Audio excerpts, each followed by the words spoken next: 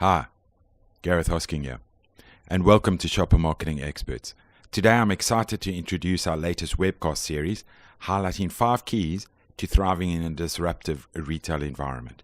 We have broken these 5 keys into a 4-part video series, all of which you can get at Shopper Marketing Experts, where we also have full end-to-end shopper-focused, bite-sized learning content for you to stay at the competitive edge in all your marketing efforts. As always, I have with me one of our resident experts, Toby Desforges, and a special guest from the US, who we were fortunate enough to catch up with while he was in the UK, and that is Patrick Fitzmaurice from Caterpillar Farm Inc. So, in this second video of our 4-part series, here's a quick recap of our last video, followed by a better look at channel definitions and roles. Today, we have a retail environment that looks nothing like it did even 5 years ago. And I guess probably, it's easy for people to see the obvious changes, the generation of e-commerce as a real part of life, the use of mobile versus just desktop. But actually, what's happening in retail, I think, is much more nuanced, much more explosive, much more interesting than just that talk alone. We're in the middle of one of those times. Nobody quite understands the structural implications of what gets thrown around too easily, omni-channel experience, et cetera, whatever that means to people. But the notion that the shopper actually has complete power over when to buy and where to buy and how much to buy and the decisions in the buying process, it's way more than a retailer having availability. Now we have to think about engaging a shopper chooser as they go through a path to purchase to get things for their life. And that structurally is disruptive to retail, which is a really operationally driven model. When I say understand the target shopper, I am not excluding consumers or retailers. And by the way, guys, I'm not asking you to create a completely different view of the world where one persona is different to another. What I want you to recognize when I'm talking about understanding the target shopper is that whatever happens, there is an individual who makes the decision to purchase a product. And that is not the person who writes down the shopping list. It's the person who picks the product up, puts it in their cart and pays for it, whether that's online or offline, right? That person has a set of behaviors which are different, the behaviors of using a product. And it's that person whose behavior we need to influence, I believe, in order to drive growth in the long term. Am I marketing to every shopper? Probably not. Who do I choose to market to? Where might that shopper choose to shop more often than others? How might I start anchoring in that type of strategic thought before I go about the act of creating activations to go capture and influence them? For those of you who've listened to me or read anything that I've put together over the last few years, you'll know that I get very frustrated with the idea of looking at retail environments, looking at channels as being kind of either modern or traditional or organized or disorganized. Because I think there's a huge panoply of different spaces where we respond to different stimuli as shoppers. And I think the next thing to do as the world becomes more disrupted is to have some clarity about how you define those spaces.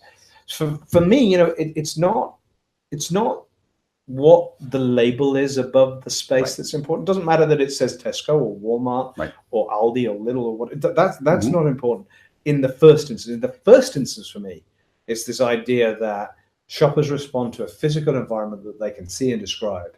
If we're talking in the real world, we don't talk about CTNs or CVS or super hyper. Those are not things we talk about. We're talking about we're going to go to a convenience store or a corner shop or whatever. So I think that's an important place to start. I think it's important to overlay the commercial realities that some stores are independent and some are not. But I think that first point, understanding how you define spaces where you find target shoppers, is critically important. And I know you've got a perspective on this because we were talking about this before we started, about this idea of starting to break down into really, really clear channel definitions, particularly in the US market. Yeah, and it's, it's funny in the U.S. market. You've seen the pendulum swing, which I'm sure you've seen in global markets along the way. It's all about having, CPGs would say it's all about having robust channel strategies, and then they're like, no, we don't need channels anymore. Channels aren't really relevant. We really just need to focus on top retailers and really understand top retailers. Now it's swinging back to channels along the way. I anchor it back to what we were just talking about. It really comes back to shopper behavior. How does the shopper see that particular venue to go get a product? Like, just put it in that world, right? A shopper has a need for something in their life. They have a want or a need. Now they have to fulfill that need. The way I like to think about it and the way I've taught it is they are now in shopper mode. Need in my life. I have a good and service that I want. Now I'm in shopper mode. So what am I going to go do? If this is now a convenience-driven motivation, I'm just going to go to the closest place that I find acceptable and get that. If it's not a convenience-driven motivation, I may put it on a list and go get it later. So all of that behavioral stuff drives us to thinking around what is the role of the channel choice that a shopper may have. Then what is the role of the specific retailer choice? And the other element to this, which adds complexity, is retailers now are trying so hard and own so many brand rights in their own, right? You know what Walmart stands for in terms of shopper experience delivery. You know what CVS stands for. In the United States, you understand what different convenience stores deliver. They have a brand proposition that consumers have an affinity for too. So if you're not, as a CPG, thinking about what types of shopping motivations are driving the shopper to go get the good or service that your brand may be relevant in, and how do you live within a retailer or channel choice, then how might you manifest yourself in the best way? You're going to be inconsistent about how you're connecting with that shopper consumer need. Completely. And it's about recognizing that regardless of the banner above the door, there are many like experiences that cross banners. And if that is a relevant place to target your target shoppers, if that's a place where you can influence them, because let's be honest, this is about choosing places where you can have an influence over somebody's behavior rather than choosing places that they just go to buy stuff. Right. So get those definitions really clear in your mind. Understand the roles that those places are playing. Are they places where somebody is going to change their shopping behavior? Is it a place where you can engage with them? What is it that they're absolutely doing for you? Yeah, and think about what's implied in what you just said.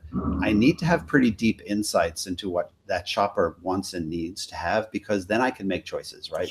The role of insights in corporate strategy setting is really important. So the notion of deeply understanding and then making a conscious decision in a world of limited resources where to go to capture and unlock the most growth.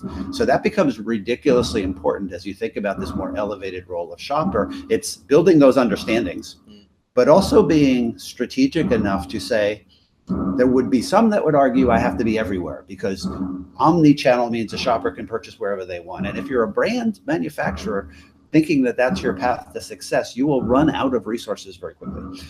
You have to be a brand manufacturer that's choosing your battle spaces. And where do I choose to win to unlock more growth for my company than I would if I went other places?